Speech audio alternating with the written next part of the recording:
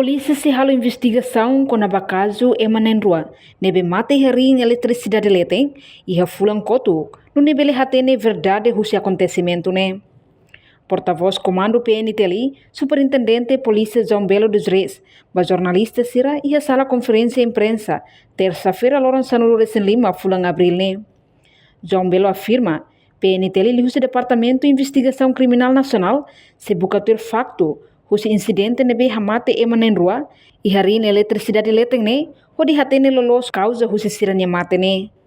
Cidadão nenrua nebe mate ne, ida husi município Manufahi posto Sameniang, no ida fali mate Hospital Nacional Guido Valadares dili, ho crime rua ne, Pntl se halo investigação buka hatene verdade husi caso ne.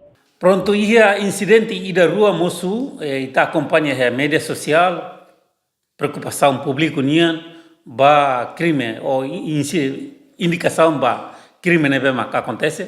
Por exemplo, ita foti ida mata e eletricidade Riin leten ia parte samene ba, ida e Hospital Nacional. Ação ser nebe moço, halakon emanya vida por negligência. Polícia Nacional Timor Leste se halo intervenção, hodi halo investigação, atu hatene verdade esse caso né, para ver apresenta ba o Ministério Público. Usi investigação mak bela termina ida ne hamoso mal prática, negligência ou planeado usi investigação mak kita bela hatene. Caso nebe mak considera crime público, lá precisa em queixa. Quando a polícia hatene, polícia halo intervenção. Mesmo que lá é queixa, ou ruma sinti lá ofendido o caso de mãe, ida nebe det mak considera crime público, polícia halo intervenção, atu bela halo investigação.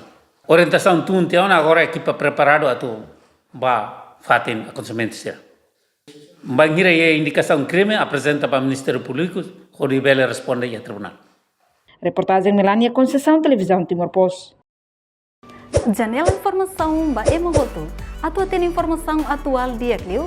Kita haluha, haneham botão subscribe, like, halo comentário no fahe tutang ba media social hotu.